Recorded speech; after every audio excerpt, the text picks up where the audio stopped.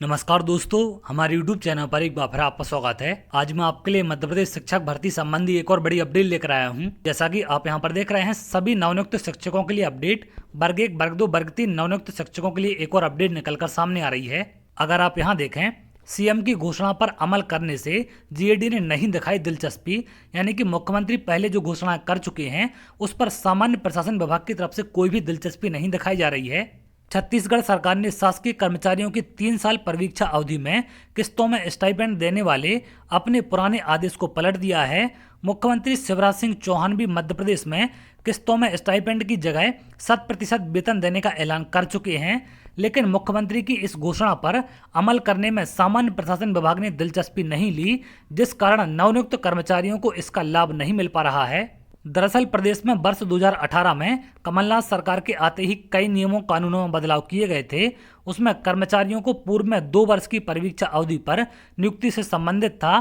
तत्कालीन कमलनाथ सरकार ने मध्य प्रदेश सिविल सेवा नियम 1961 में बदलाव करते हुए शासकीय नौकरी में तृतीय और चतुर्थ श्रेणी में चयन उपरांत 3 वर्ष की परीक्षा अवधि का प्रावधान किया था, जिसमें प्रथम वर्ष वेतनमान का 70%, दूसरे वर्ष 80% और तीसरे वर्ष 90% वेतन स्टाइपेंड के रूप में देने के आदेश जारी हुए थे। एमपी के इसी आदेश का अनुसरण करते हुए छत्तीसगढ़ सरकार ने भी जुलाई 2020 में इसी प्रकार के आदेश जारी किए थे, लेकिन गुरुवार को छत्तीसगढ़ सरकार ने एक आदेश जारी कर स्टाइपेंड संबंधी आदेश को निरस्त कर कर्मचारियों को चुनाव से पहले बड़ी राहत दे दी है। पूर्व कमलनाथ सरकार द्वारा लाए गए अधिकांश कानून जैसे नगरीय निकाय चुनाव संबंधी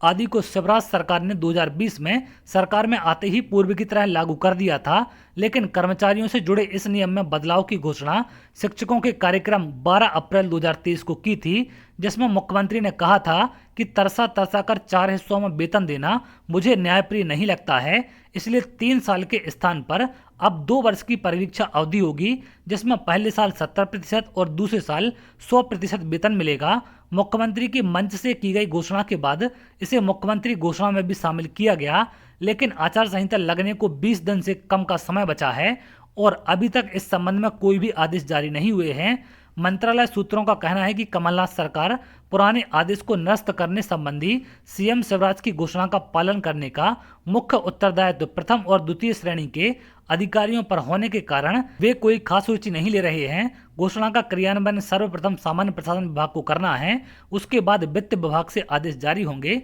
तो अभी तक सामान्य प्रशासन विभाग की तरफ से कोई भी आदेश जारी नहीं किया गया है।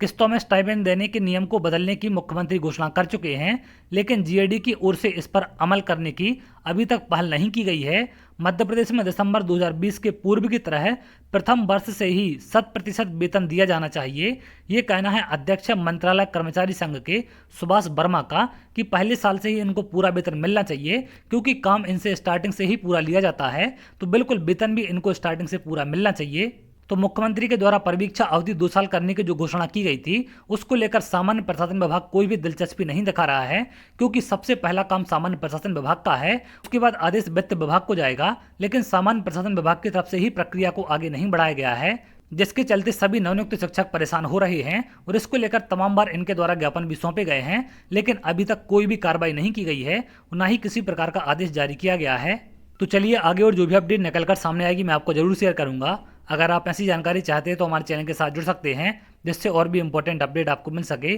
बहुत जल्द अगली वीडियो में मिलेंगे, तब तक के लिए बहुत बहुत धन्यवाद।